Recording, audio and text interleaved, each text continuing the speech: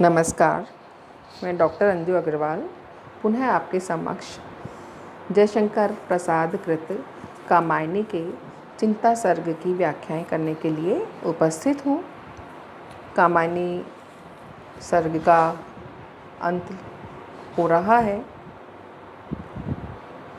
पूर्व प्रसंग में ही मनु सोच रहे हैं, सोचते हुए ही मृत्यु के प्रति उनके जो विचार हैं वो स्पष्ट हो रहे हैं। उसी को आगे बढ़ाते हुए आगे की व्याख्या करते हैं।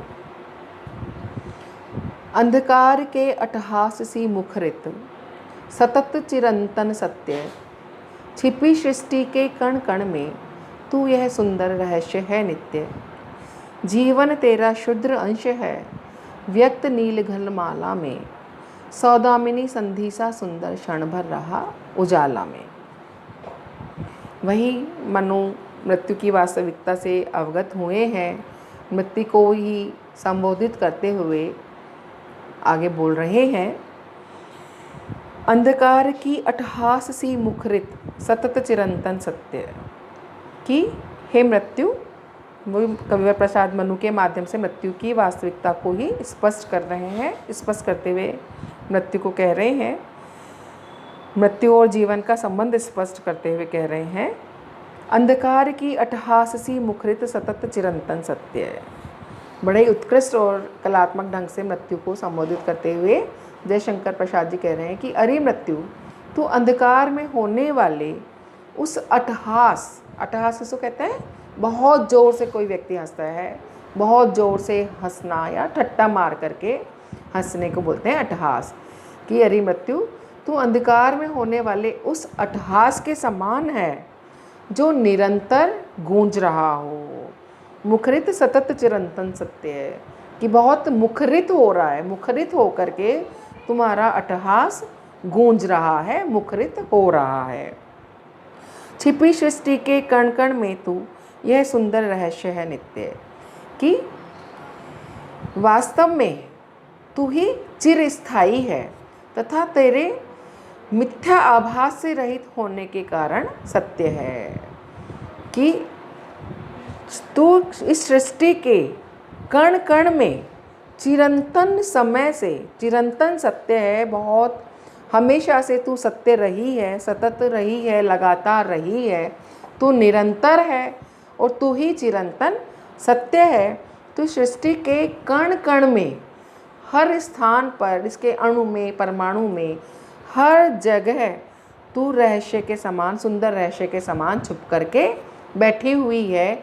अर्थात इस सृष्टि में जो चीज़ भी पैदा हुई है, जो भी प्राणी बना है, सृष्टि की जो भी चीज़ बनी है, वो वास्तव में अगर पैदा हुआ है तो वो समाप्त भी होगा। कोई चीज़ का निर्माण हुआ है तो उसका विध्वंस भी होगा ही होगा। तो हे मृत्यु, वास्तव में ये तेरा बहुत ही सुंदर रहस्य है और नित्य है, चिरस्थायी तेरा सुंदर रहस्य है। जीवन तेरा शुद्र अंश है व्यक्त नील घनमाला में। कि वास्तव में हे मृत्यु, जीवन तो तेरा एक शुद्र अंश है, अर्थात मृत्यु में ही जीवन को समाना है। तो यहाँ पर प्रसाद जी कह रहे हैं कि जीवन तो बहुत छोटी चीज़ है, सारहीन सी चीज़ है। हे मृत्यु, तेरा छोटा सा तुच्छ सा अंश है। मृत्यु जीवन तो क्षणभंगुर है, सारहीन है, शुद्र है, छोटा सा ही है। वास्तव में इस जीवन को तो तुझ में ही समा जाना है। तो यहाँ पर शाश्वत क्या चीज़ होगी? मृत्यु। जीवन शाश्वत नहीं है। जीवन को पानी के बुलबुले के समान कहा है, नश्वर कहा है, क्षणभंगुर है। जीवन का कोई पता ही नहीं है कि ये कब समाप्त हो जाएगा। तो ये मृत्यु, तू ही शाश्वत है। जो भी जिस प्राणी इस संसार में आया है, उस संसार को तेरी, उस प्राणी को इस संसार में तेरी निधि तो बनना ही पड़ेगा। तो वास्तव में तू इस सृष्टि के कण कण में व्याप्त है। और ये जो जीवन है, यह तो हे मृत्यु तेरी निरंतरता का ही एक छोटा सा अंश है। क्षणभंगुर क्योंकि जीवन है और तेरा तू शाश्वत है, तो इस जीवन में जीवन तेरा शुद्ध अंश है। व्यक्त नील घनमाला में, कि जैसे नीली मेघमाला में, बादलों की माला में जैसे सौदामिनी संधि, जैसे बिजली चमकती है, थोड़ी सी क्षण के लिए बिजली चमकती है, सौदामिनी संधि सा सुंदर क्षण भर रहा उजाला में, कि नीले काले घनमाला में जैसे एक क्षण के लिए बिजली चमकती है और फिर लुप्त हो जाती है, वैसे ही यह जीवन भी इस मृत्यु रूपी घनमाला में, जो कि घनमाला विशाल है, उसका होना शाश्वत है, वही घनी है, तो उस घनी बिजली में, घने कालेपन में बिजली एक क्षण के लिए आती है और फिर लुप्त हो जाती है, वैसे ही मृत्यु स्थायी है, वो शाश्वत है। और उस मृत्यु में यह जीवन भी एक क्षण के लिए प्रकाशित होता है और फिर वापस तुझी को मिल जाता है। प्रसाद जी ने बहुत ही सुंदर कल्पना की है कि इतना बड़ा जो जीवन कोई अगर जी रहा है, उस जीवन को भी मृत्यु में पैदा होने वाली एक क्षणिक उन्होंने बिजली के जैसे आभासित होने वाली कड़ी बताया है। तो जीवन यहाँ पर कितना क्षणभंगुर है, जैसे बिजली चमक कर के समाप्त हो जाती है, वैसे ही जीवन भी संसार में आता है, इस संसार रूपी मेघमाला में आकर के अपनी चमक तुरंत ही खो देता है। तो एक तरीके से जीवन मृत्यु के हाथ में शीघ्र ही टूट जाने वाली वस्तु है, समाप्त हो जाने वाली वस्तु है, और मृत्यु ही वास्तविकता है।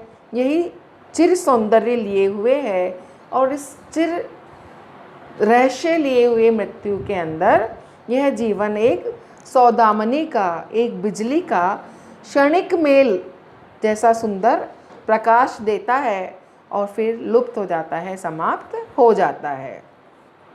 तो यहाँ पर कवि प्रसाद ने जीवन को बहुत क्षणिक बताया है, बिजली के समान बताया है, और मृत्यु को अंधकार के अट्टहास सी बता करके कवि ने लक्ष्मणा के द्वारा प्रतिपादित किया है कि जिस तरह से अंधकार बहुत घनीभूत होता है और सब कुछ को अपने आप में आत्मसात कर लेता है, समेट लेता है, और एक तरीके से ये अपना चिरंतन स्वरूप लिए हुए है, उसी प्रकार से मृत्यु भी अपने सत्य स्वरूप को प्रकट करती हुई सृष्टि के जीवन को अपने आप में समेट लेती है। यहाँ तक कि आगे के पंक्तियों में कवि कहते हैं कि मृत्यु सृष्टि के कण कण में छुपी हुई है और उसका ये छुपना एक सत्य है, और यही उसके स्वरूप का चिरस्थायी और सुंदर रहस्य है। जीवन मृत्यु के लिए एक छोटा सा, एक क्षुद्र सा अंश है। भाव ये है कि जीवन मृत्यु की शाश्वत स्थिति के समक्ष अति क्षुद्र है। जीवन क्षणभंगुर होने के कारण मृत्यु के समक्ष महत्वहीन है। कवि ने इस सत्य को प्रकृति का दृश्य प्रस्तुत करते हुए निरूपित किया है कि जिस प्रकार वर्षा काल में नीली मेघमाला में क्षण भर के लिए बिजली की रेखाएं चमकती हैं, प्रकाश फैलाती है, ठीक वैसे ही मृत्यु भी व्यापक मेघमाला में क्षण भर में विलुप्त होने वाली बिजली के समान है, जो लुप्त हो जाता है। तो यहाँ पर प्रसाद जी ने मृत्यु को शाश्वत बताया है और जीवन की क्षणभंगुरता को निरूपित किया है।